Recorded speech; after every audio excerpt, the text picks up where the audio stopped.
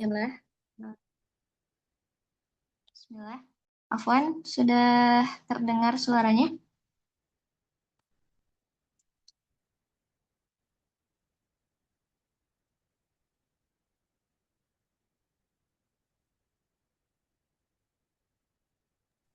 Jelas, alhamdulillah. Alhamdulillah, sudah kedengaran ya? Jelas, sudah sila. Ya, Bismillah. Kita mulai saja ya, Alhamdulillah, untuk kajian sore hari ini. Bismillah. Assalamualaikum warahmatullahi wabarakatuh. Waalaikumsalam warahmatullahi wabarakatuh. Alhamdulillah. Alhamdulillahirabbil alamin. Wa bihi nasta'in wa ala umuri dunya waddin. Wassalatu wassalamu ala sayyidina Muhammadin wa ala alihi wa sahbihi ajma'in amma ba'du. Alhamdulillah, puji dan syukur mari kita panjatkan kepada Allah Subhanahu wa taala yang mana berkat rahmatnya serta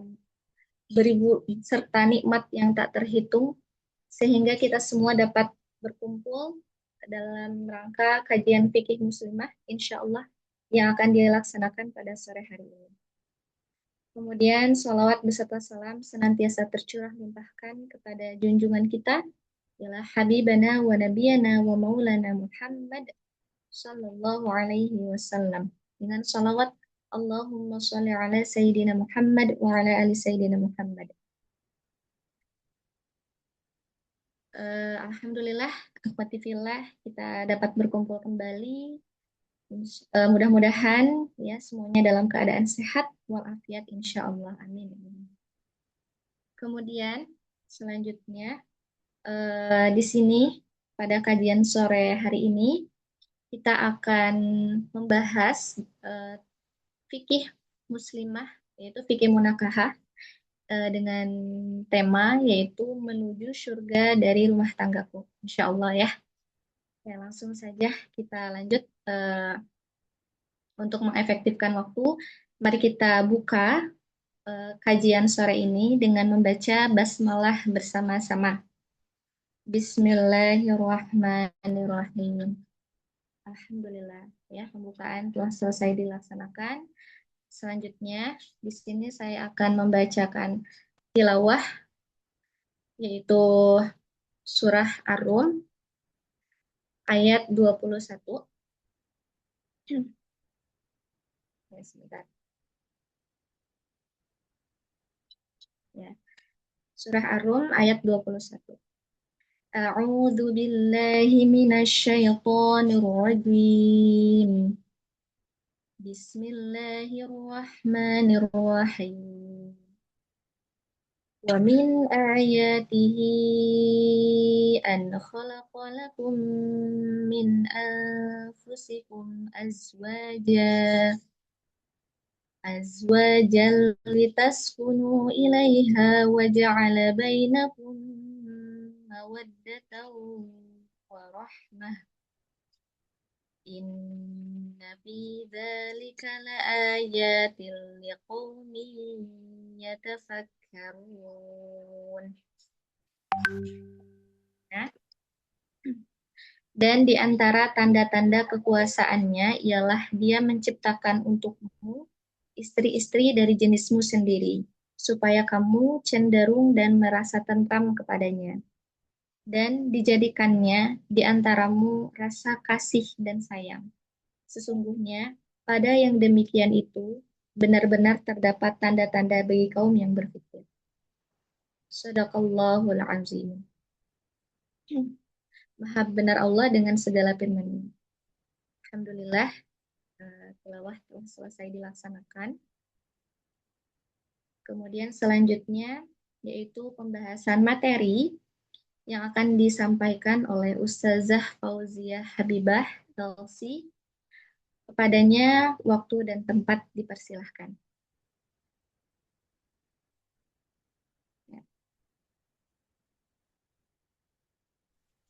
Ya. Bismillahirrahmanirrahim. Assalamualaikum warahmatullahi wabarakatuh. Waalaikumsalam. Waalaikumsalam Warahmatullahi wabarakatuh. Oke, suara saya jelas, Ahwat?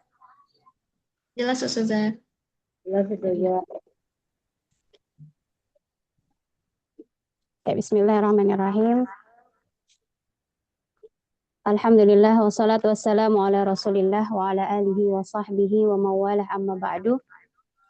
Segala puji hanya bagi Allah Subhanahu wa taala yang mana telah memperkenankan kita berkumpul kembali ya lewat udara yang mana apa ini suaranya jelas nggak Ahwat? Apa nih lagi ada gangguan? Jelas Ustazah. Ada Ustazah Sila? Ada Ustazah. Ada ya, oke.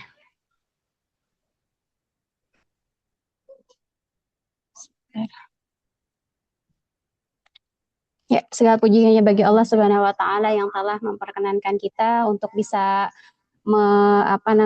belajar kembali ya pada sore ini yaitu dalam memperdalam ilmu fikih ya insya Allah. Dan ini merupakan request Antun ya sebagian akhwat pertemuan untuk sore ini yaitu membahas tentang fikih munakahah atau fikih pernikahan. Oke. Mungkin selanjutnya nanti tentang fikih haid ya. Kemudian setelah fikih haid juga insya Allah tentang fikih Oke, dalam fikih munakahah ini sebenarnya ada temanya ya, menuju surga dari rumah tanggaku. Ya, karena kita ketahui bahwasanya menikah itu adalah ibadah terpanjang. Betul ya? Betul? Betul saja. Betul, ibadah terpanjang sehingga kalau ibadahnya panjang maka butuh ilmunya gitu ya. Karena kita diciptakan oleh Allah adalah untuk beribadah, maka bagaimana menjadikan pernikahan ini menjalan kita menuju surganya Allah Subhanahu wa taala. Baik. Dalam fikih munakahah sebenarnya ada beberapa fase ya. Jadi ada pranikah ya, sebelum menikah, kemudian pasca nikah. Nah, kira-kira kalau udah pasca nikah ada apa lagi Ahwat? Ada 3 ya, ada pranikah, pasca nikah, yang ketiganya apa? Kira-kira apa Ustazah Sila? Ini tentang bubar nikah ya, tapi tentang itu membahas tentang talak ya, kemudian juga rujuk dan sebagainya. Dan mungkin untuk pertemuan sore ini kita hanya membahas tentang pranikah dan pasca nikah saja gitu ya, karena mungkin waktunya juga cukup atau tidaknya. Baik. Karena kebanyakan di sini udah nikah apa belum? Atau masih ada yang masih jomblo nih? Sudah menikah Ustazah, sudah ya, sudah menikah, tapi nggak ada salahnya kita mempelajari tentang pranikah. Nah, mungkin nanti untuk cari adik ipar kah atau mau nikahin cucu ya atau dan sebagainya gitu, atau dapat ilmunya dulu gitu tata cara mencari atau mengetahui kriteria pasangan ya, pasangan hidup ya. Karena agar pernikahan bahagia itu tentunya harus diawali dari sebelumnya dulu ya, pranikahnya dulu, dengan siapa, bagaimana memilih pasangan yang tepat ya sesuai dengan syariat Islam. Oke, kita langsung masuk pada slide selanjutnya.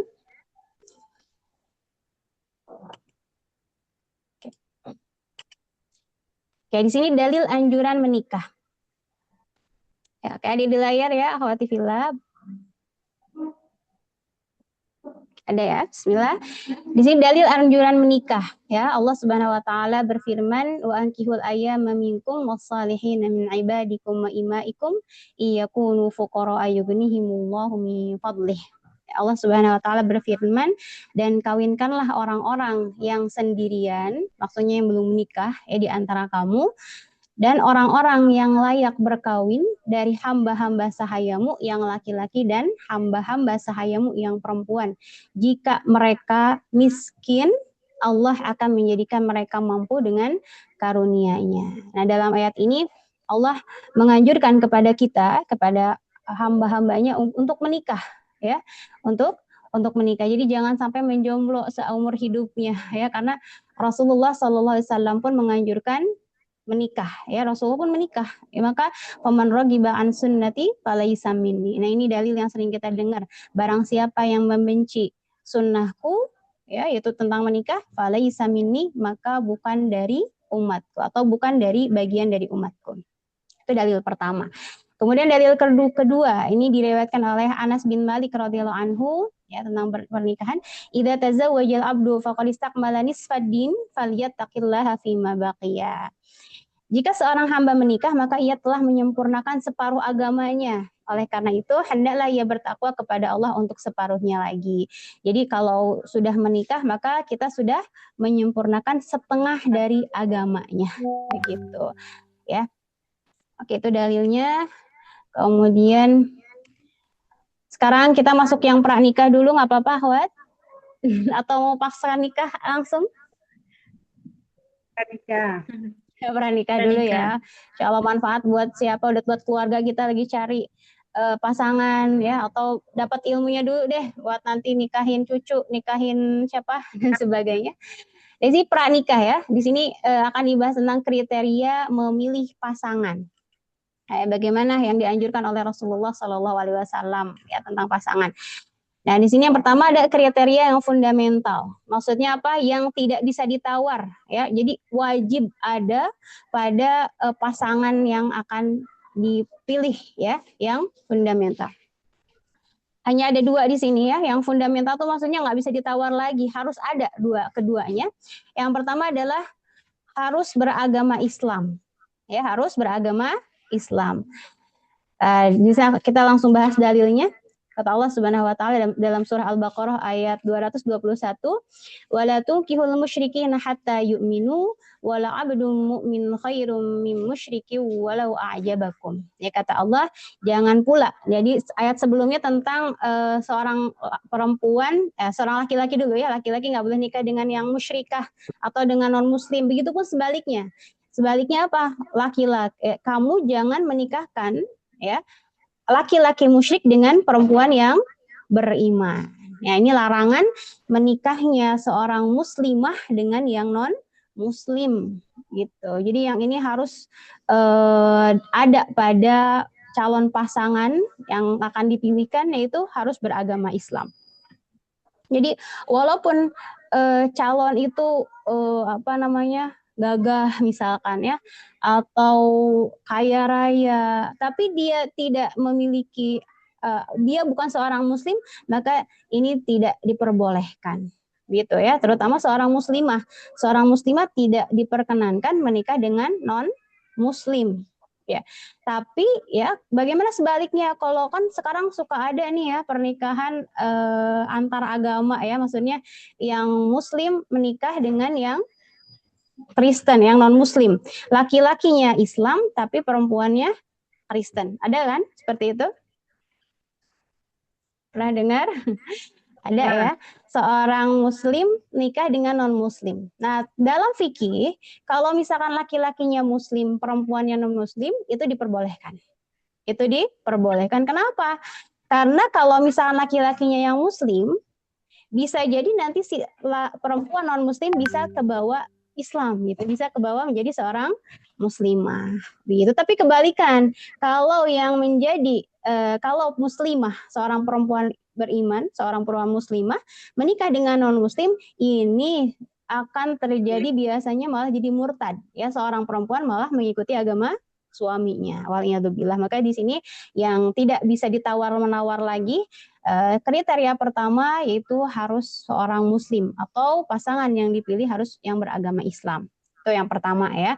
Kemudian yang keduanya bukan mahram. Nah, ini kita sudah pernah membahas ya tentang mahram di pertemuan sebelumnya, tapi kita bahas juga di sini sedikit ya tentang mahram.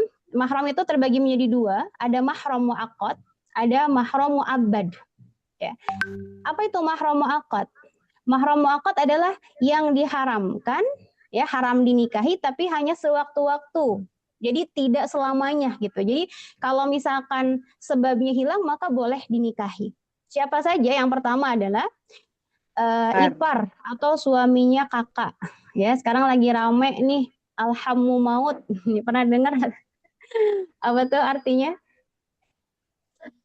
Ipar Ipar adalah adalah maut. ipar adalah maut ya, lagi rame ya. Nah, ini seorang ipar misalkan ada seorang perempuan punya kakak perempuan dan punya suami ya. Maka suaminya ini haram dinikahi oleh adiknya. Haram ya, maka disebut alhammu maut. Maksudnya karena terkadang seseorang itu terjebak merasa dia adalah kakak ipar saya, padahal dia sebenarnya tidak bisa jadi terjadi sesuatu fitnah gitu ya. Nah, di sini dinamakan dengan mahram mu'aqqad. Maksudnya bagaimana? Kalau misalnya kakak perempuannya sudah cerai atau meninggal misalkan, maka si adik perempuannya boleh menikah dengan siapa, Ahwat? Adiknya atau kakaknya. Dengan kakak iparnya itu. Betul ya. Jadi dinamakan mu'aqqad kalau misalkan salah satunya udah nggak ada, maka si adik ipar ini boleh menikah dengan mantan kakak iparnya, mantan kakak iparnya. Di sini paham nggak, Akhwat? Insya Allah ya. Allah. Insya Allah. Oke. Kemudian iparnya orang tua atau suaminya tante. Misalkan kita punya tante nih, punya bibi. Ya, misalkan adiknya bapak kah atau adiknya ibu. Kemudian dia punya suami. Nah, kalau misalkan, jadi kalau kita bilang paman ya, suaminya tante kita bilang paman ya, tapi pamannya nggak langsung karena dia adalah suami dari tante kita. Nah, itu kita haram menikah dengan paman ya, selagi dia menjadi suaminya tante kita gitu ya. Tapi kalau sudah berpisah dengan tantenya, maka mantan paman itu boleh dinikahi. Maka ini termasuk mahram mu'aqqad. Mu'aqqad itu sewaktu-waktu udah kadang jadi mahram, tapi kalau udah hilang sebabnya maka boleh dinikahi. Kemudian langsung lagi pria beristri 4 ya, pria beristri 4. Kalau ada laki-laki ya, misalnya punya istri 4. Kemudian ada perempuan pengen nikah sama laki-laki tersebut. Nah, ini boleh nggak? Ya. Boleh ya, udah habis apanya? Udah habis. Kuotanya udah habis. Oke, habis kuota ya, habis kuotanya, maka udah nggak boleh.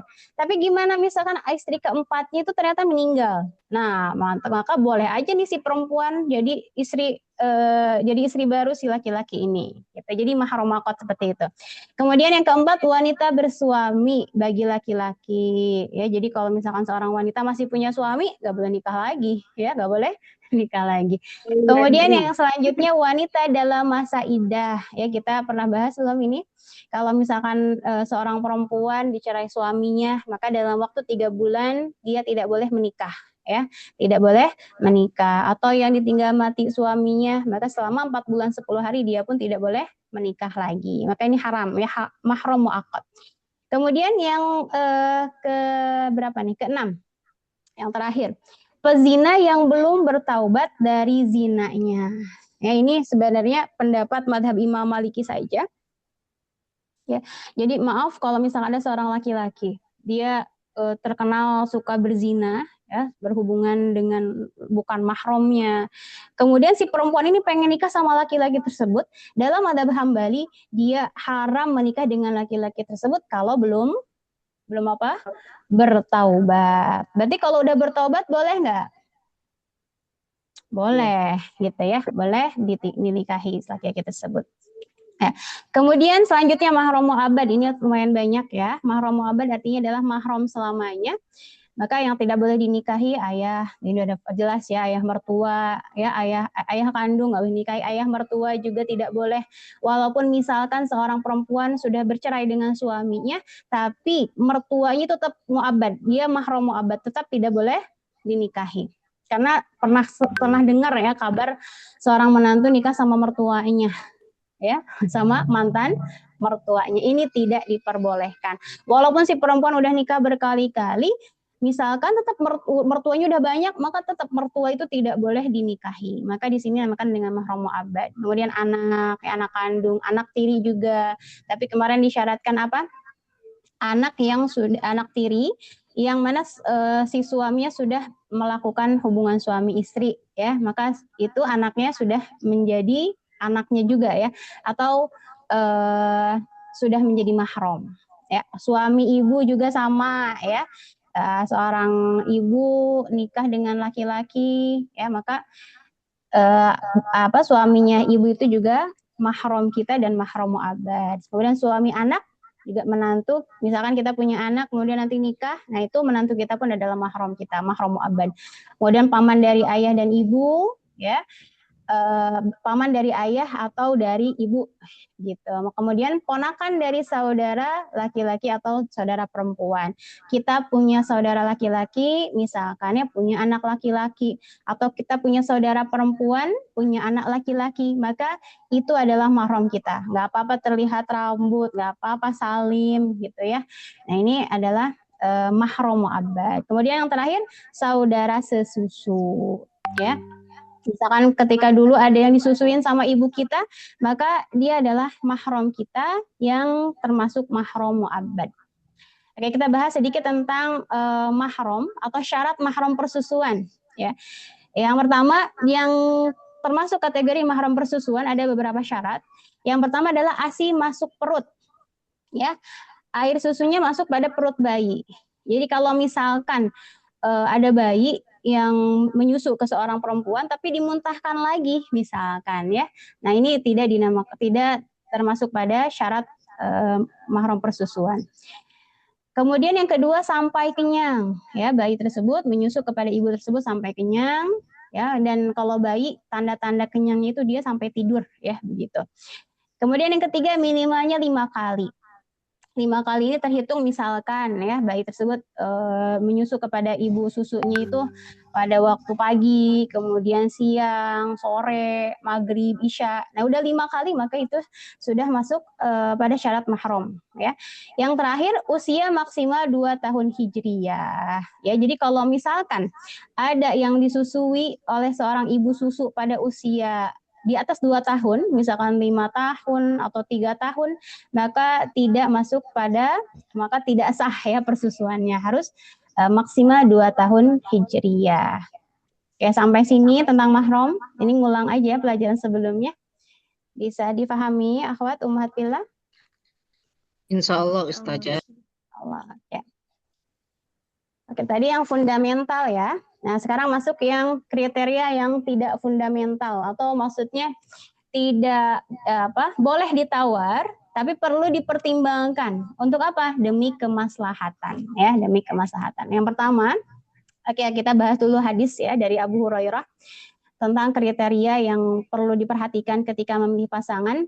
Kata Rasulullah SAW, tunkahul mar'atu li arba'in, limaliha wali hasabiha wali jamaliha wali diniha fadfar bidzatid din taribat syada.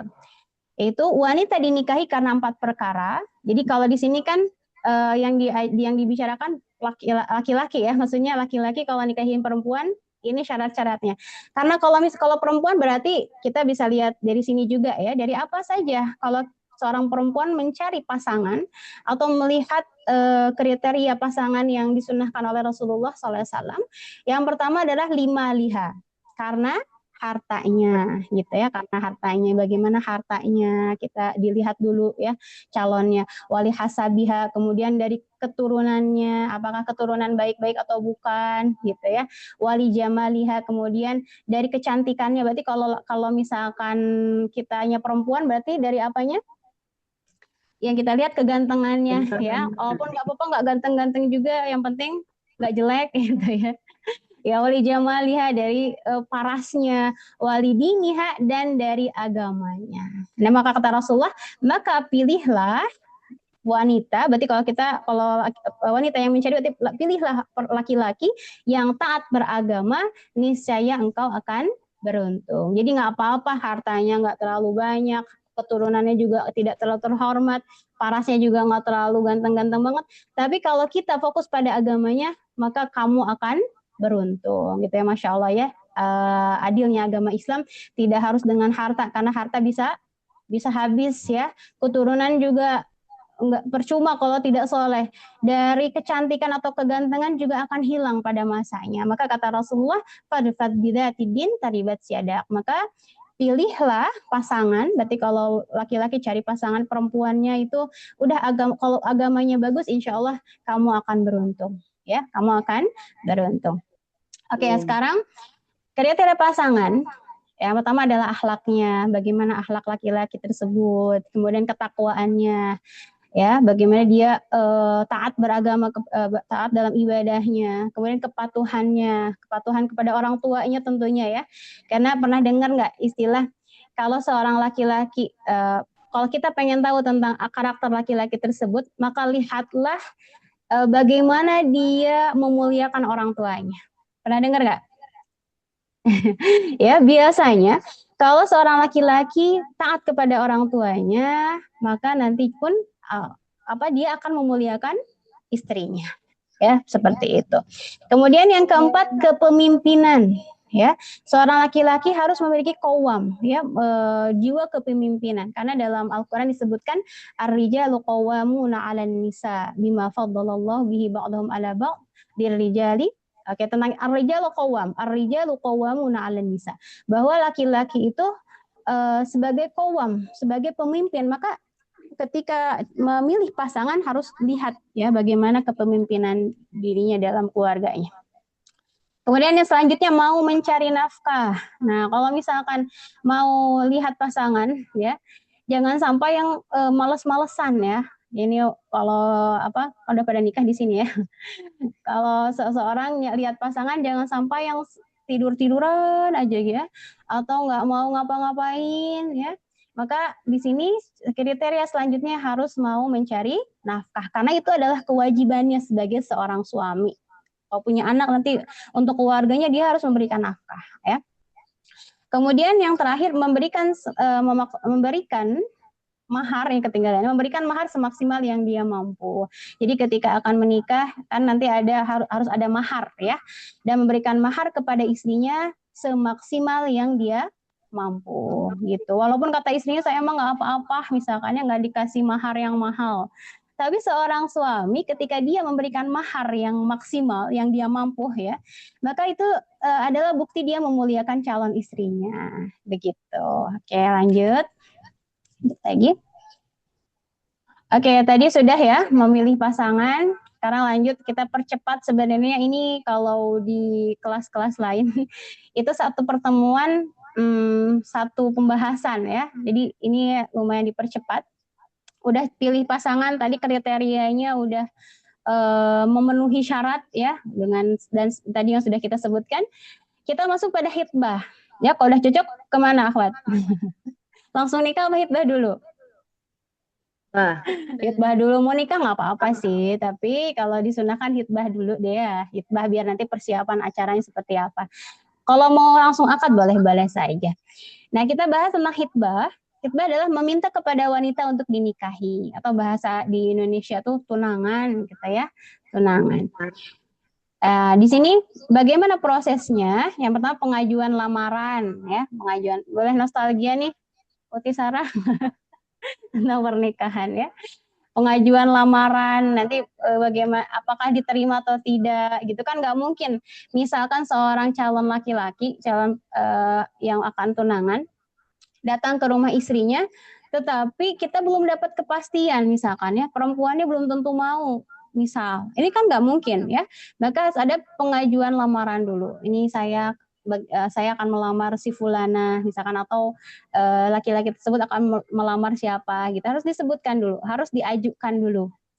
Kemudian yang keduanya tukar menukar informasi atau tukar biodata, tukar CV gitu ya. Nah, ini biasanya kalau di sebagian tempat atau sebagian golongan ya, tukar menukar informasi itu lewat gurunya. Jadi jangan sampai tukar menukar pribadi, misalkan si perempuan nukar CV langsung kirim ke laki-laki, ini bahaya, akan terjadi fitnah ya, naudzubillahi min dzalik. Maka kalau pengen aman, pengen terhindar dari fitnah, maka tukar menukar informasinya itu lewat orang tua bisa ya, atau lewat kakaknya misalkan kalau ada, atau lewat gurunya, itu lebih afdal juga. Tukar menukar informasi, jadi tahu nih bagaimana karakter si perempuan, bagaimana latar belakang perempuan ini atau latar belakang laki-laki ini, sampai tahu gitu detail ya.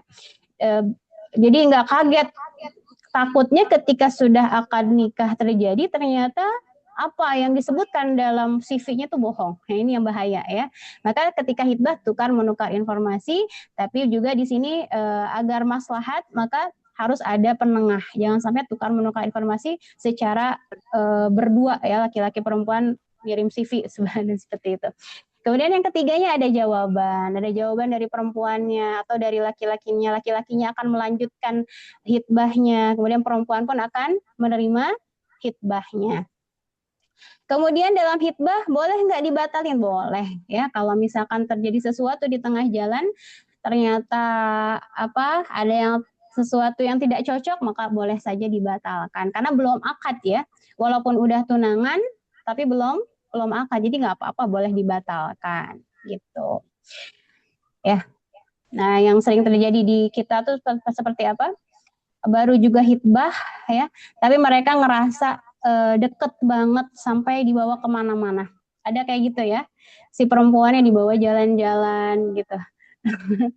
Ada yang kayak gitu ya, naudzubillah min dzalik. Ini belum halal, maka harus dihindari adanya kontak fisik ya, ketemuan dengan yang yang belum halal untuk dia, seperti itu ya.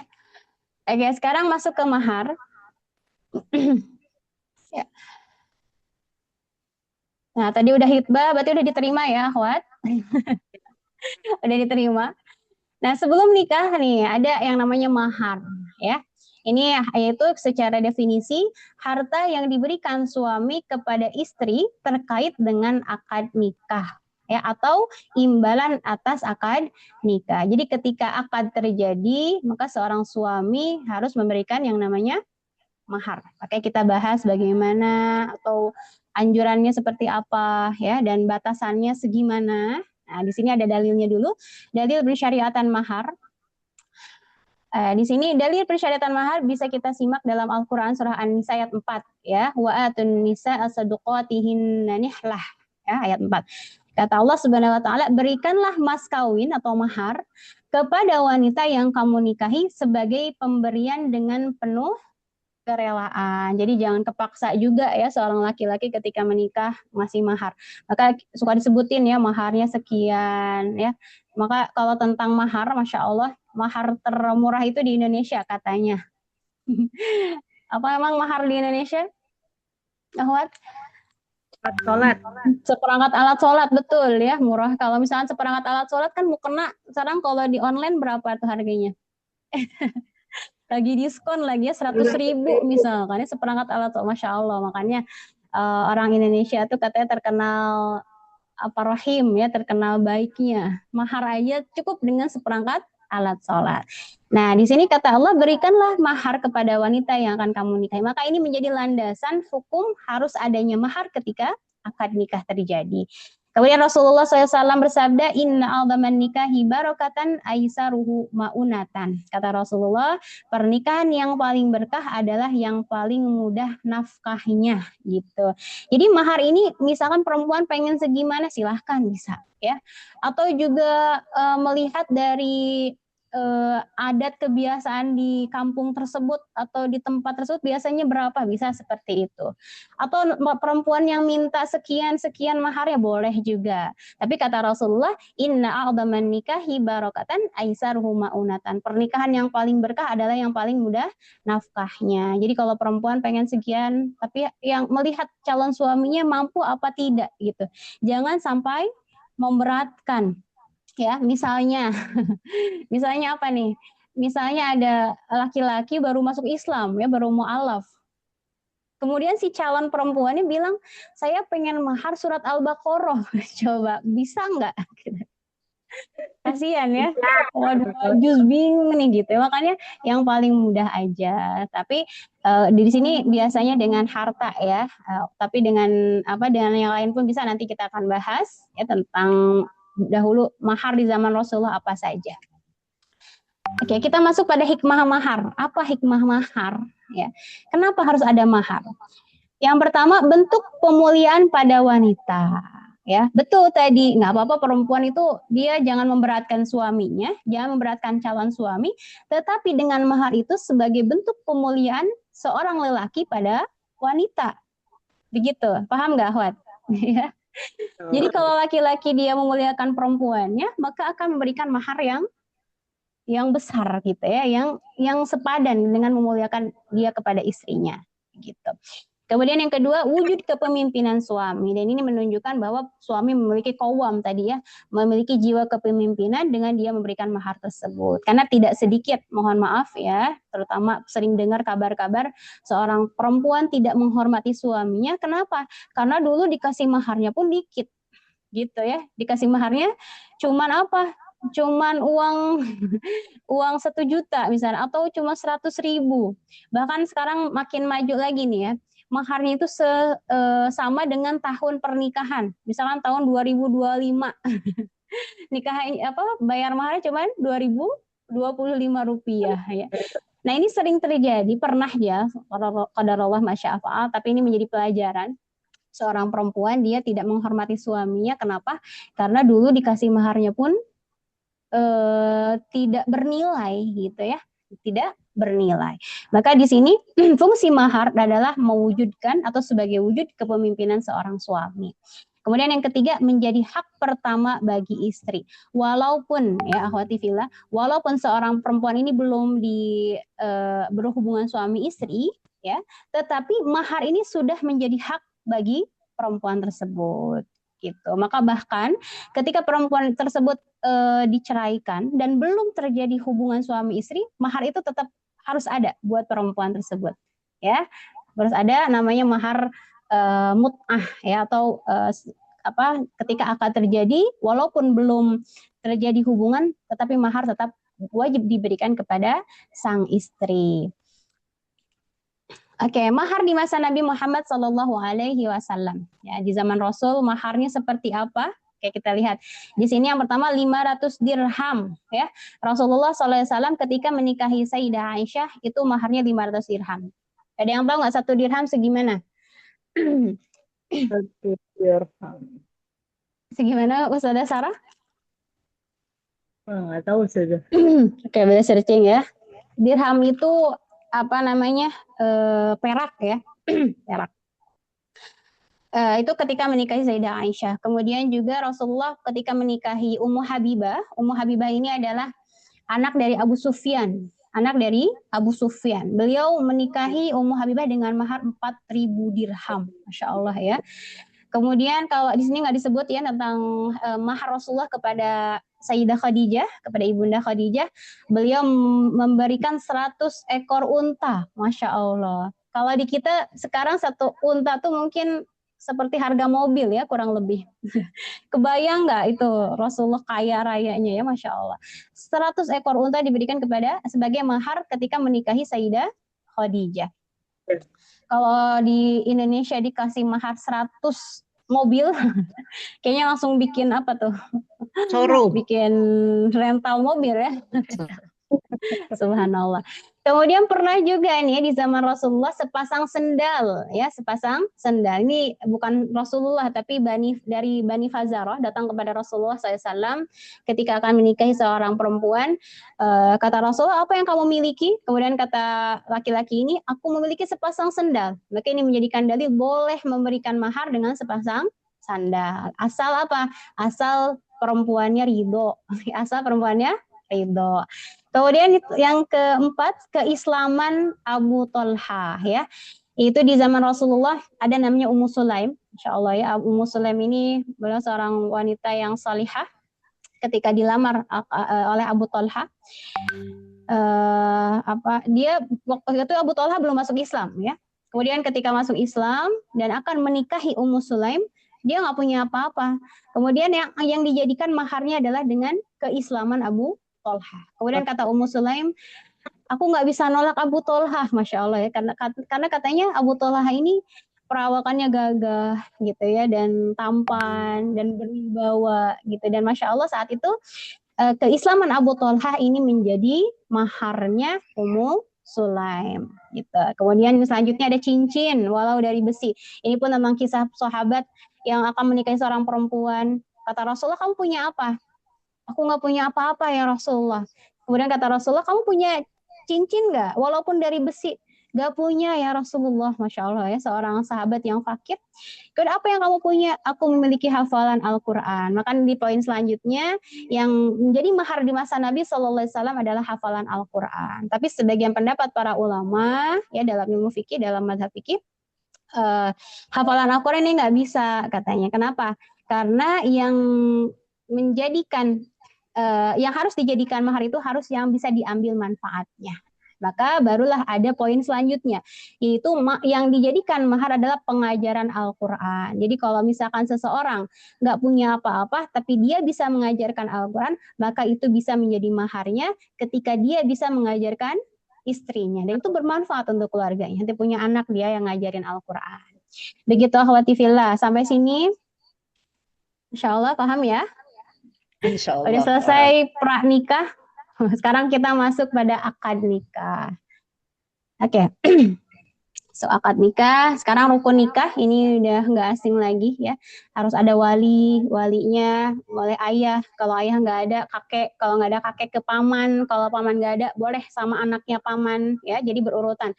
Jadi kalau ayah nggak ada, kalau ada saudara laki-laki, saudara laki-laki. Kalau nggak ada, berarti ke kakeknya. Kakeknya nggak ada, ke paman laki, ke paman dari ayahnya.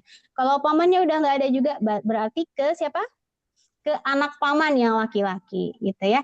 Kemudian yang kedua adanya dua saksi, harus ada saksi ketika menikah ya, dan harus laki-laki.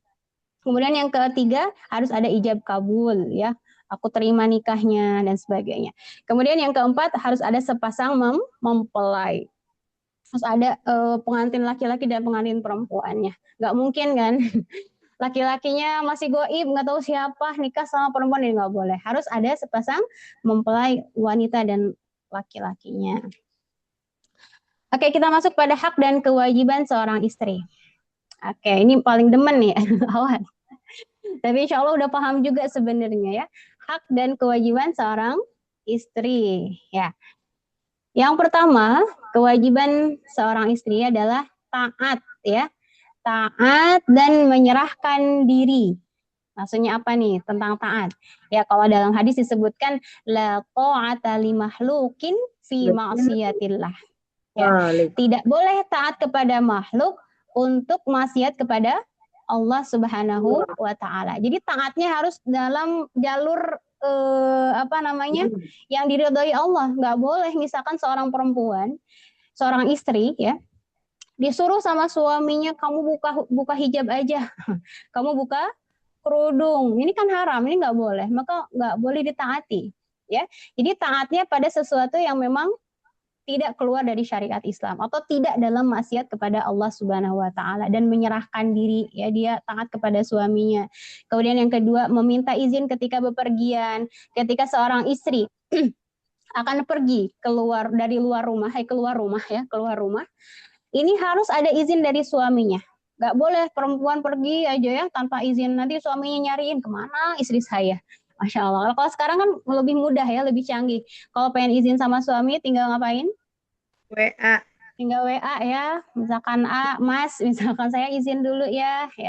Dan ini kalau bepergian yang memang bukan rutinitas ya. Tapi kalau udah rutinitas misalkan ya, saya biasanya pergi ke pengajian, tapi suami udah tahu dan udah izin dari awal misalkan ya. Kemudian minggu depan ke pengajian lagi, nggak apa-apa, nggak usah izin lagi gitu. Atau misalkan apalagi Ahwat, izin kemana nih? Ke pasar, izin ke rumah orang tua ini pun ini harus sepengetahuan suami ya. Maka kewajiban seorang istri yang kedua harus meminta izin kepada suaminya ketika dia akan pergi ya.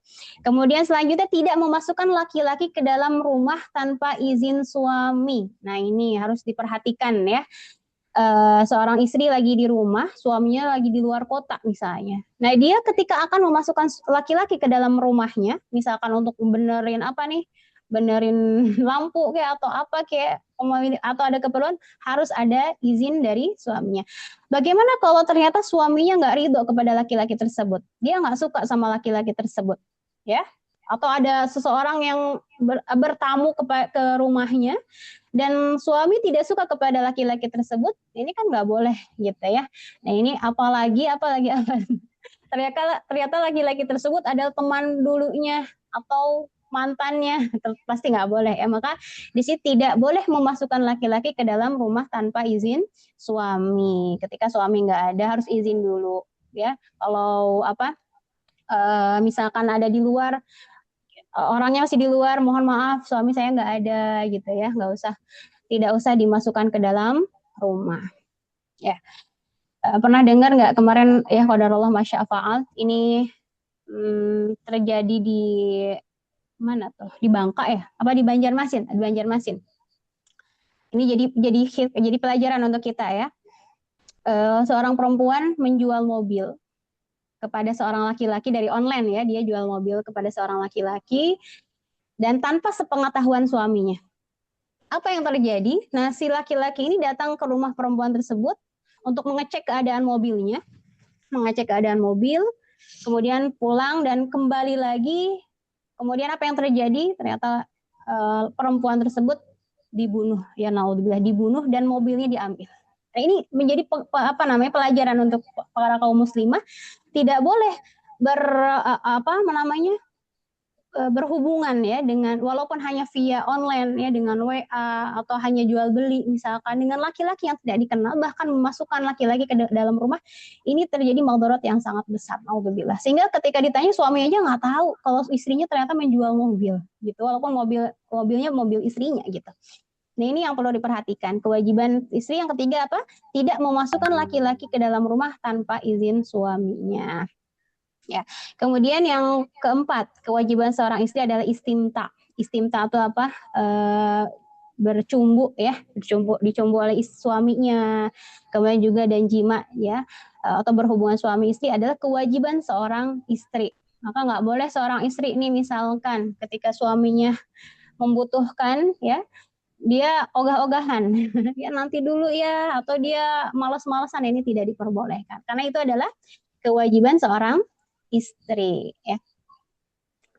Kemudian yang kelima ya, kewajiban seorang istri apa?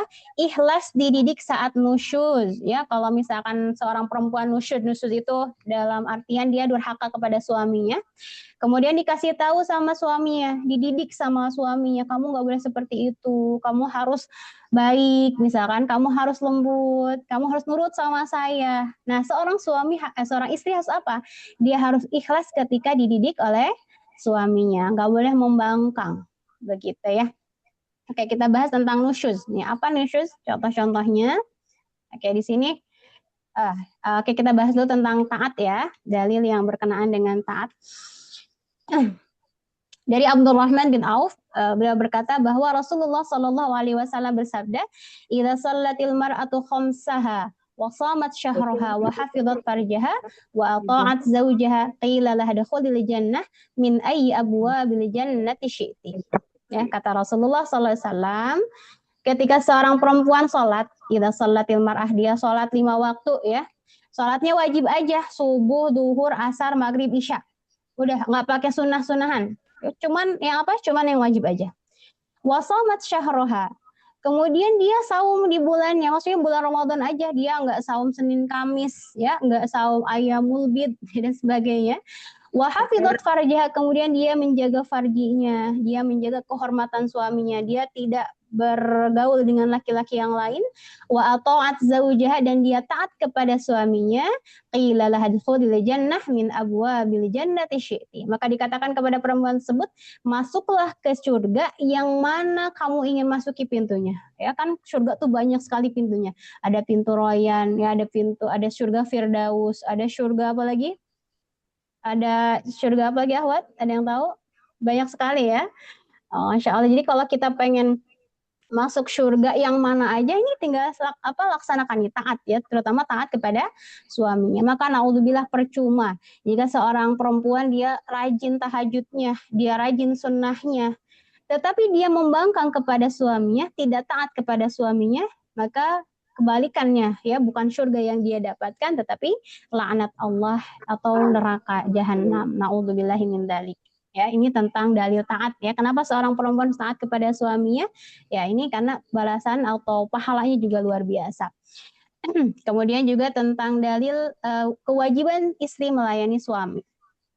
Ya, tadi istimta dan jima.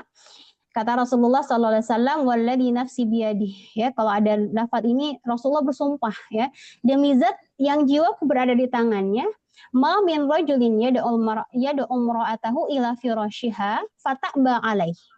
Tidaklah seorang suami memanggil istrinya ke tempat tidurnya, ya, fata'ba alaih, kemudian dia menolak, illa kana alladhi fis samai sakhitan 'alaiha hatta yarda anha, ya. Kemudian suaminya ngajak, ya, dan apa yang dilakukan oleh si istrinya menolak ajakan suaminya, melainkan yang di langit, yaitu penduduk langit, ya, para malaikat murka pada istri tersebut sampai suaminya ridho kepadanya. Maka hati-hati ya kaum istri atau yang akan menjadi calon istri, ini harus diperhatikan sekali ya. Kalau seorang istri malas-malasan, ogah-ogahan ya melayani suaminya, kenapa? Karena kalau seorang istri menolak ajakan suaminya, maka apa yang terjadi? Dia akan mendapatkan laknat dari penduduk langit. Dan sampai kapan? Sampai suaminya ridho kepadanya. Kalau dia tidur misalkan dalam keadaan tidak diridhoi suaminya, maka selama dia tidur dia dalam laknat Allah Subhanahu wa taala. Wal'iyadzubillah. Ya. Kemudian tentang nusyuz, tadi yang poin terakhir ya. Ikhlas ketika dididik saat nusyuz. Ini apa itu nusyuz? Sebenarnya nusyuz itu bermacam-macam ya, tapi secara artian dia durhaka. Ya, ciri-cirinya atau salah satunya ya, menolak berhubungan intim. Yang tadi itu ya, kalau perempuan seorang istri menolak berhubungan dengan suaminya, maka dikategorikan sebagai nusyuz atau durhaka. Nusyuz itu artinya sesuatu yang membangkang, sesuatu yang tinggi, dan dinisbatkan pada seorang perempuan yang tidak taat kepada suaminya, salah satunya ketika dia menolak berhubungan dengan suaminya. Kemudian yang kedua, pergi dari rumah tanpa izin. Tadi kan kewajiban istri kan harus izin dulu. Tiba-tiba dia pergi dari rumah tanpa izin suaminya, maka ini termasuk nusyuz. Kecuali misalkan akhwati fillah, kalau dia tidak pergi dari rumah, misalkan ya, ternyata suaminya, mohon maaf, KDRT, misalkan dia kabur, ya apa-apa, karena ini untuk menyelamatkan dirinya. Atau misalkan kalau dia tetap ada di rumah, ada sesuatu yang membahayakan, ya apa-apa, dia pergi dari rumah. Kalau ini maksudnya keluar dari rumah tanpa izin, kemudian pada tempat yang apa ya, yang suami tidak tahu ya, takutnya kemana, atau mohon maaf, ternyata dia pergi jalan-jalan tanpa izin ke suaminya ya. Kemudian selanjutnya, salah satu dari nusyuznya adalah meninggalkan kewajiban kepada Allah. Seorang perempuan nggak mau sholat, seorang perempuan nggak mau menutup auratnya, misal. Seorang perempuan nggak mau saum di bulan Ramadan, maka ini pun termasuk kategori dari nusyuz atau durhaka. Durhaka kepada Allah Subhanahu wa ta'ala. Kemudian yang keempat, berkhianat kepada suami. Bentuk khianatnya ya bermacam-macam ya. Apakah dia ada hubungan dengan yang lain ya, atau dia berkhianatnya dengan menjelek-jelekan suami kepada keluarganya ya misalnya, atau juga berkhianat dengan tidak amanah dengan apa-apa yang dititipkan oleh suaminya gitu. Misalkan di rumah ada titipan dari suami, ini titip anak-anak, titip barang-barang yang ada di rumah, tiba-tiba misalkan sama perempuan tersebut anaknya nggak keurus ya, barang-barang di rumah pun tidak dirawat dengan baik ya, tanpa ada udzur syar'i, maka ini pun termasuk kategori berkhianat kepada suami. Oke. Tadi kewajiban sudah difahami, akhwati Muhammad? Ya Allah, Ustazah. Kecepatan nggak? Nggak ya? Enggak, insya Allah. Kita lanjut ya, dikit lagi. Sekarang hak istri. Oke, nih hak istri berarti kewajiban suami. Kalau tadi kebalikan. Kalau tadi kewajiban istri berarti haknya siapa? Hak suami. Kalau sekarang hak istri atau kewajiban suami. Yang pertama, itu seorang istri berhak mendapatkan mahar. Tadi yang sudah kita bahas ya. Jadi ketika nikah, dia berhak mendapatkan mahar dari suaminya. Maka mahar ini nggak boleh diambil sama suaminya, ya, karena sudah diberikan kepada istri, ya tidak boleh. Kemudian yang kedua, mendapatkan nafkah lahir batin. Ya, seorang istri harus mendapatkan nafkah lahir batin. Kira-kira nafkah lahir batin apa nih? Kalau batin pasti di sini ya, istimta dan jima. Kalau lahir, ya kaum ibu-ibu nih, nafkah dari suami apa aja? Uang belanja.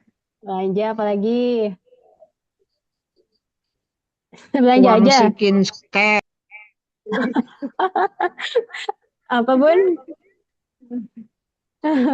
Banyak ya. Oke, Perawatan diri. nah, kita dipersempit ya. Hanya ada 3 ya. Sandang, pangan, satu lagi apa? Papan. Papan. Sandang, pangan, papan. Ini primer kebutuhan yang pokok ya. Sandang, pangan, papan. Ini wajib ya. Haknya sebagai istri berarti kewajiban suami memberikan 3 itu. Sandang, pangan, papan. Sandang berarti bajunya, pakaian. Pakaiannya yang udah dijahit ya. Akhwati fillah ummahat. Barangkali ada suami nih ngasih kain masih sebuntelan belum dijahit ya misalnya. Ini sandang pakaian yang layak. Oke. Harus yang layak, jangan sampai seorang suami memberikan pakaian yang bolong-bolong ya atau yang apa lagi? Yang nggak layak untuk istrinya ya. Yang sudah dijahit, yang sudah siap pakai oleh istrinya. Itu sandang. Kemudian pangan. Pangan itu apa? Makan ya. Makanan pun akhwati bukan sayuran mentahnya, bukan. Apa nih kira-kira? Matang. Yang sudah jadi ya, yang tinggal tinggal am ya. Oh gitu ya gitu. Berarti kita udah deh nggak wajib masak ya Ustazah Sila. Ya secara hukum seperti itu ya. Makanan itu bukan belanjaannya, bukan uangnya, tapi makanan yang siap disantap oleh istri tersebut. Ya. Kemudian papan. Oke, papan berarti apa nih?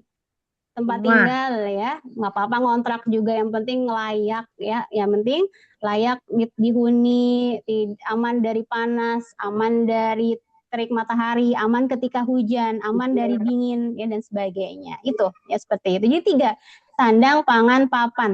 Oke, saya nanya, kira-kira nih Ustazah Sila, berarti kuota masuk kriteria mana nih? Sandang, pangan, papan. Maksudnya kuota apa? Oh, kuota apa? Kuota HP? Nggak masuk ya? Oke, jadi sandang, pangan, papan itu 3 primer ya. Yang mana kalau tidak ada itu kita nggak bisa hidup, bener nggak? Kita kalau nggak ada baju bisa keluar rumah nggak? Nggak bisa. Kalau kita nggak ada makanan, kita kira-kira gimana? Pasti kelaparan ya, atau nggak ada tempat tinggal, ini juga bahaya ya. Maka 3 ini adalah sesuatu yang pokok ya, yang kebutuhan pokok. Berarti kalau kita lihat, oh berarti kuota data nggak wajib dong buat suami ya. Kemudian apa lagi? Skincare, oke ya. Saya kira skincare wajib apa enggak nih, Ahwat? Skincare ini mencakup ini ya, untuk perawatan kulit. Berarti termasuk sabun ya buat mandi, kemudian bedak atau sikat gigi, odol juga termasuk perawatan tubuh kita ya. Ini butuh apa enggak nih? Tuh. Sepertinya butuh. Oke. Jadi kalau kita mandi nggak pakai sabun, kira-kira layak apa enggak? Tidak. Tidak ya, nggak wajar kan kita mandi nggak pakai sabun, kemudian sikat gigi nggak pakai odol, kan nggak layak ya, nggak wajar. Maka itu adalah kebutuhan juga untuk saat ini ya, kebutuhan kita. Kalau bedak berarti gimana? Bedak nggak masuk itu ya, Tidak yang butuh 3 kebutuhan. tersebut nggak masuk kan, nggak masuk sandang, nggak masuk pangan, nggak masuk papan. Tapi kalau akhwat ummahat keluar rumah nggak pakai bedak ya, kira-kira boleh kan boleh. Aman-aman aja atau gimana? Nggak apa-apa ya, nggak apa-apa. Tapi paling pakai masker gitu, atau mau pakai cadar ya.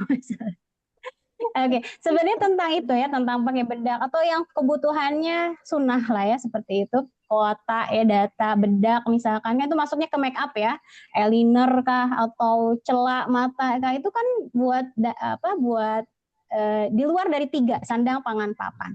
Kalau misalnya seorang suami memberikannya dengan keridhaan, kemudian agar istrinya nggak cemberut, bernilai pahala, begitu ya, bernilai pahala gitu, walaupun tidak pada yang 3 tidak tadi, sandang, pangan, papan. Ini yang sering menjadi pembahasan para ulama nih tentang pekerjaan rumah tangga. Ini kewajiban siapa dong? Oke, siapa? Suami. Suami, Masya Allah. Nanti kita bahas ya di slide terakhir nih.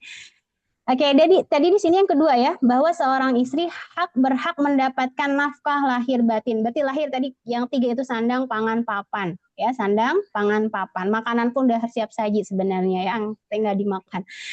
Kemudian yang ketiga, istimta dan jima. Ini pun adalah haknya istri. Jadi bukan hanya sebatas kewajiban seorang istri, tetapi juga sebagai haknya istri. Karena dalam Al-Quran, hunna libasul lakum wa antum libasul lahunna. Ya, kata Allah bahwa kalian adalah pakaian untuk istri kalian, dan istri kalian pun adalah pakaian untuk suami, untuk kaum laki-laki. Jadi saling melengkapi. Jadi jangan merasa itu mah kebutuhan suami saja, nggak seperti itu. Tapi itu pun adalah hak seorang istri. Karena kalau ada seorang istri tanpa dijima ya sama suaminya, nanti ada hukumnya ya. Apakah akan melanjutkan pernikahan atau tidak gitu. Ya, jadi hak istri juga. Kemudian yang keempat, dibimbing dalam beribadah. Nah, di sini seorang suami berkewajiban membimbing istrinya dalam beribadah. Apakah dia sudah betul sholatnya? Apakah dia sudah bisa baca Quran? Apakah dia tahu tata cara saum yang benar dan sebagainya? Bagaimana kalau suaminya nggak bisa, misalkan ya, mungkin minim ilmunya, maka suami tersebut harus mengizinkan istrinya untuk apa? Mencari ilmu, baik itu online atau offline gitu ya. Jadi kalau ada suami ngomel gara-gara istrinya ngaji terus, sebenarnya nggak boleh ya. Kenapa? Karena kalau memang suaminya mampu ngajarin, dia udah sama suaminya gitu. Maka Masya Allah kalau kata suaminya, ya udah kamu belajar sama saya aja, nggak usah ngaji gitu ya. Indah nggak? Indah ya, Masya Allah. Jadi kewajiban seorang suami adalah membimbing istrinya dalam beribadah. Kemudian yang keempat adalah berkhidmat ya. Seorang istri dia wajib melayani suaminya. Oke, di sini pembahasan mengurus rumah tangga, kewajiban siapa? Masya Allah. Apa aja sih di rumah itu? Cuci piring ya, apalagi? Nyuci, gosok, Masya Allah banyak. Banyak banget ya.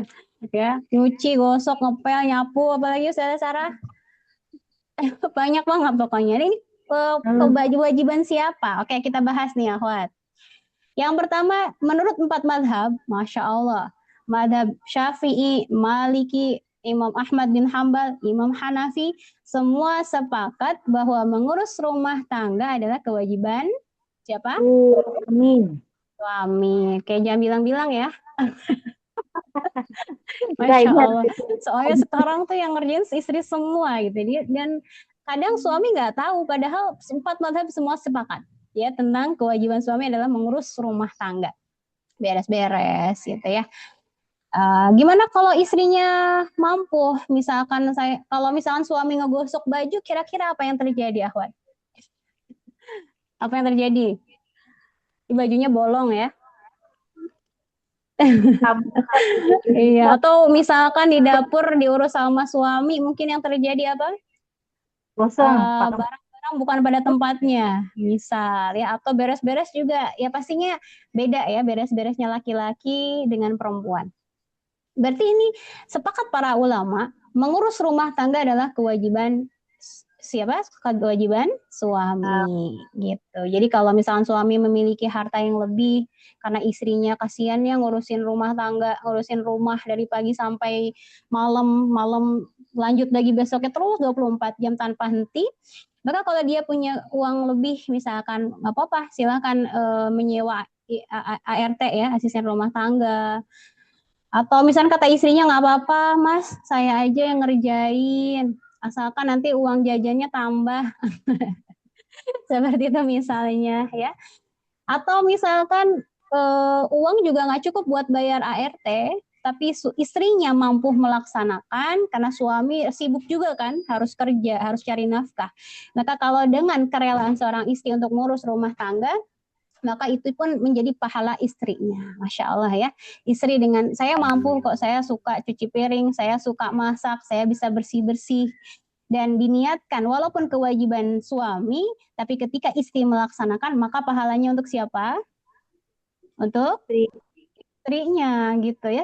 selagi kita mampu maka lakukan, nggak apa-apa gitu. Jadi kalau misalkan seorang suami udah ngaji, hati-hati ya akhwat, misalkan udah ngaji gara-gara tahu bahwa mengurus rumah tangga kewajiban suami, nanti dia nggak mau bikinin teh, nggak mau masak. Kenapa? Kan kewajiban suami ya, nggak boleh seperti itu juga ya akhwat ya. Karena kita belajar itu agar tambah baik, agar kita menjadi lebih baik. Jadi kalau misalkan mengurus rumah tangga walaupun kewajiban suami dan istri mampu melaksanakannya, maka laksanakan aja. Jangan sampai bikin apa nih, jadi berantem ya di rumah gara-gara istrinya nggak mau ngerjain kerjaan rumah tangga. Karena kalau gitu takutnya dibalas nih sama suaminya, takut dibalas ya. Contohnya misalkan orang tua si istri itu misalkan ibunya lagi sakit, ya lagi sakit dan butuh biaya yang besar, 20 juta misalkan ya, misalkan. Terus kata istrinya, "Mas, minta uang dong. Kan Mas uangnya banyak, misalkan 20 juta aja lah," gitu misalkan. Terus kata suaminya, "Nggak mau ah, kan bukan kewajiban saya." Ya, kira-kira mau nggak digituin? Nggak mau kan, dia padahal mampu. Nah, makanya seperti itu kita juga gitu. Kalau kita mampu mengurus rumah tangga ya, dan memang kita mampu, lakukan aja ya. Mungkin di sini ada yang suka benerin genteng, Ahwat? Enggak, Ada nggak? ada saja. Ya, kata istrinya, apa saya benerin genteng juga nggak apa-apa. Lap genteng juga nggak apa-apa misalkan ya. Ya istrinya anak mami, siapa, suaminya anak mami, istrinya anak papi ya. Kan suka ada tuh ya, istrinya suaminya takut sama kecoa tapi istrinya berani gitu ya, makanya saling melengkapi. Masya Allah. Jadi oke, kita kembali lagi bahwa mengurus rumah tangga memang kewajiban suami. Ini sepakat 4 madhab, kecuali ada 2 ulama ya mengatakan mengurus rumah tangga adalah kewajiban istri, yaitu salah satunya Yusuf Qaradawi dan Syekh Utsaimin. Beliau mengatakan bahwa ketika seorang suami ya membawa bahan makanan, dia udah cukup gitu ya, memberikan bahan makanan, memberikan tempat tinggal, memberikan peralatan untuk bersih-bersih, maka kewajiban mengurusnya siapa? Gitu, Istri. kaum istri. Maka ini yang menjadikan dalil bahwa mengurus rumah tangga adalah kewajiban istri, bukan suami. Tapi kalau di sini yang paling kuat berarti yang mana? Yang atas apa yang bawah? Atas. Yang atas ya, sepakat Ahwat. Sepakat. Tapi hati-hati habis ini nggak mau ngepel ya ibu-ibu. Oke, Masya Allah. Tapi kalau ada ART, Alhamdulillah ya, bersyukur. Oke, di sini madhab Imam Hanafi, misalnya yang terakhir ya, Ahwat ya. Ada 4 madhab kita sebutin perkataan mereka. Dalam madhab Imam Hanafi, beliau mengambil kaul Al-Imam Al-Kasani dalam kitab Al-Badai, menyebutkan seandainya suami pulang bawa bahan pangan yang masih harus dimasak dan diolah, misalnya suami bawa bahan makanan ya, lalu istrinya enggan untuk memasak dan mengolahnya, maka istri itu tidak boleh dipaksa. Maka suaminya diperintahkan untuk pulang membawa makanan yang siap Pak Wad? Siap santap gitu ya. Kalau sekarang kan mudah ya, ngapain, tinggal GoFood, betul nggak? Iya betul. Jadi kalau pulang itu suami ya kata ini dulu padahal ya kaul yang zaman dahulu. Jadi jangan bawa bahan mentahnya kata Imam Al-Kasani. Bawa makanan yang sudah siap santap. Kalaupun seorang istri menolak untuk memasak bahan yang bawakan suaminya, maka nggak boleh marah, intinya boleh dipaksa. Ini kalau madhab Imam Al-Hanafi yang menjadikan keperluan atau mengurus rumah tangga adalah kewajiban suami. Kemudian pendapat Imam Maliki. Dalam kitab Asyarul Kabir, ya Imam Maliki itu terkenal dengan kitabnya itu Asyarul Kabir. Dia mengatakan wajib atas suami berkhidmat ya, melayani istrinya meski suami memiliki keluasan rezeki, sementara istrinya punya kemampuan untuk berkhidmat, namun tetap kewajiban istri bukan berkhidmat. Jadi intinya di sini kata Imam Maliki, kewajiban seorang suami adalah melayani kebutuhan istrinya gitu ya. Suami adalah pihak yang wajib berkhidmat, maka wajib atas suami untuk menyediakan pembantu untuk istrinya gitu. Apalagi kalau misalkan seorang istri ini dulu adalah yang sering dilayani ya, ada pembantu di rumahnya, maka seorang suami pun dia dalam fikih itu dia harus menyediakan asisten rumah tangga untuk perempuannya. Karena Masya Allah ya akhwati fillah, istri-istri Rasulullah SAW semuanya memiliki apa? Memiliki khodimah, memiliki pelayan, Masya Allah ya. Ibunda Aisyah punya pelayan, Ibunda Ummu Habibah, semuanya diberikan pelayan khusus untuk apa? Memenuhi kebutuhan istri-istrinya Nabi Shallallahu Alaihi Wasallam. Satu istri, satu apa? Satu pelayan, Masya Allah. Istri Nabi 9 ya waktu itu, dan semuanya memiliki pelayan.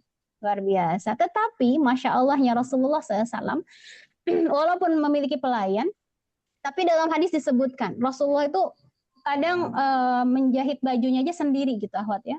Beliau tidak minta sama istrinya jahitin bajunya, enggak. Rasulullah menjahit bajunya sendiri. Kemudian juga ketika Rasulullah SAW memasak dengan Sayyidah Aisyah, ya Masya Allah, ini romantisme Rasulullah dengan istrinya ketika memasak, sehingga di situ pun ada hukum fikih. Ketika Sayyidah Aisyah sedang memasak daging, kemudian keluar darah. Kemudian Aisyah bertanya, ya Rasulullah, bagaimana hukum darah yang ada dalam daging ini? Kemudian kata Rasulullah, itu innahu damul yasir, itu darah yang sedikit, maka maafu, hukumnya diampuni. Ya Masya Allah, di sini walaupun Aisyah punya khadimah, punya pelayan, tapi mereka tetap mengerjakan pekerjaan rumah sendiri gitu ya, tidak tergantung dengan asisten rumah tangganya. Padahal Rasulullah adalah seorang pemimpin, bahkan kalau dulu berarti presiden gitu ya, pemimpin negara Islam. Kemudian satu kisah yang udah sering kita dengar ya Masya Allah, ketika Rasulullah SAW datang ke rumah istrinya, ke rumah Sayyidah Aisyah, beliau bertanya, wahai Aisyah, apakah ada makanan? Saat itu Rasulullah waktu itu duhur ya, sebelum duhur, Rasulullah datang ke rumah Aisyah, wahai Aisyah, apakah ada makanan untuk aku santap pagi ini? Gitu ya, kata Rasul. Kemudian kata Aisyah, tidak ada ya Rasulullah, tidak ada makanan. Kemudian Rasulullah pergi ke istri yang lain, adakah makanan untuk pagi ini aku santap? Tidak ada ya Rasulullah. Sehingga kata Rasulullah, ya sudah, kalau seperti itu maka aku saum saja. Masya Allah ya. Jadi kalau misalnya suami kita seperti itu gimana, Wat? Kalau misalnya kita telat nih, biasanya sarapan jam 7 misalnya. Jam 11 kita belum nyiapin apa-apa. Kira-kira apa yang akan terjadi? Apa, Wat? Kesel ya kan? Kenapa kamu ngapain aja? Pasti marah. Kamu main HP aja ya gitu. Oke, di sini Masya Allah Rasulullah SAW itu suri tauladan yang sangat sempurna untuk diteladani ya. Maka di sini kayaknya harusnya mah kajian para suami harusnya ya. Yang kalau misalnya ada ustadz-ustadz yang nerangin, harus dikasih tahu suaminya, Mas ikut ngaji misalnya. Nah, ini Rasulullah SAW ketika tidak ada makanan, tidak menemukan makanan di rumahnya, maka kata Rasulullah, ya udah aku akan saum saja. Maka di situ pun keluar hukum fikih, bolehnya saum berniat di waktu siang, asalkan saum sunnah. Kalau saum sunnah boleh ya, misalnya kita belum makan dari pagi nih, belum makan apa-apa nih.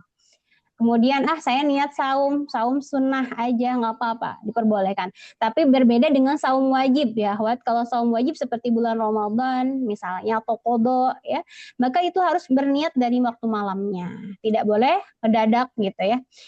Sehingga ada hukum fikih saat itu pun. Menjadi ada hikmahnya. Oke, lanjut, ada dua lagi. Kemudian kata Madzhab Syafi'i di dalam kitab Al-Majmu' Syarah Al-Muhadzab karya Abu Ishaq Asy-Syirazi rahimahullah ada disebutkan tidak wajib atas istri berkhidmah untuk membuat roti. Kalau di Arab kan makanan roti ya, nggak pakai nasi ya.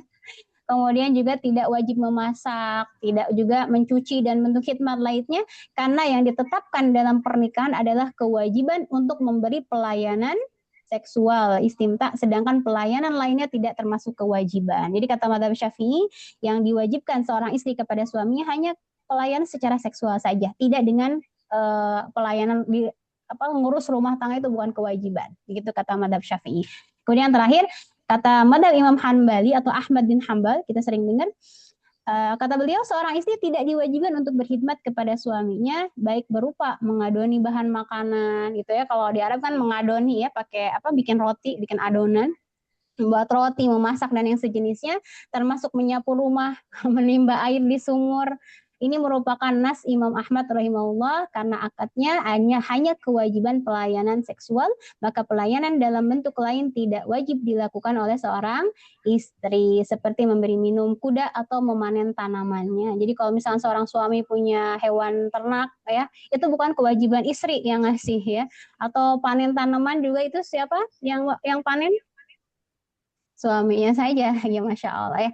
Jadi ini menjelaskan tentang kewajiban seorang suami, tetapi sering kita lakukan ini sebagai pahalanya untuk kita juga ya, bukan untuk yang lain.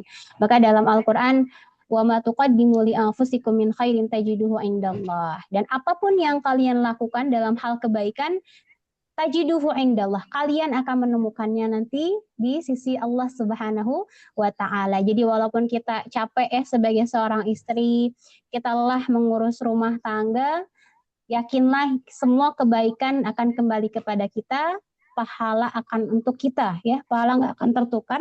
Maka terutama tentang pernikahan, ini adalah ibadah yang sangat panjang, maka bagaimana kita menikmati ibadah ini kalau tanpa ilmu gitu ya.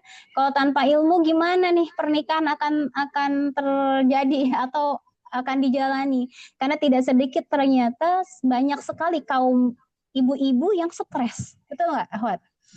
Stres dengan pernikahannya, bahkan naudzubillahi min dzalik, ada yang sampai bundir ya. Naudzubillah, kenapa? Karena dia tidak kuat dengan kehidupannya. Bahkan di sini makanya ya, kita diajarkan oleh Rasulullah SAW ya tentang muasyarah bil ma'ruf ya, bagaimana bersama keluarga, bagaimana romantisnya Rasulullah SAW kepada istri-istrinya, dan istri-istrinya pun dengan mereka pun qanaah ya, mereka bersyukur atau tidak banyak mengeluh kepada Rasulullah Sallallahu Alaihi Wasallam. Baik, kita khawati fillah. Oke, mudah-mudahan bisa dipahami ya. Ada 5 menit lagi. Saya serahkan kepada Ustazah Sila. Silakan Ustazah. Baik Ustazah, Alhamdulillah. Jazakillah khairan katsiran Ustazah Fauzia yang sudah menyampaikan pembahasannya yang begitu lengkap, dan mudah-mudahan kita semua tidak merasa puas ya, tetapi selalu merasa haus tentang ilmu yang diberikan, dan juga kita bisa terus menggali ilmu seputar fikih munakahah ini. Kemudian selanjutnya kita langsung ke tanya jawab. Diperbolehkan Ustazah? Tanya jawab. Oke. Mungkin Ustazah Sila, waktunya tinggal 5 menit lagi ya. Mungkin kalau tanya jawab kita buka di grup aja ya. Iya, baik, boleh. Oke, mungkin silakan ditutup aja. Saya mohon undur diri ya, Akhwati Fillah. Mohon maaf atas segala hilaf. Barakallahu fikunna. Oke, silakan Ustazah Sila.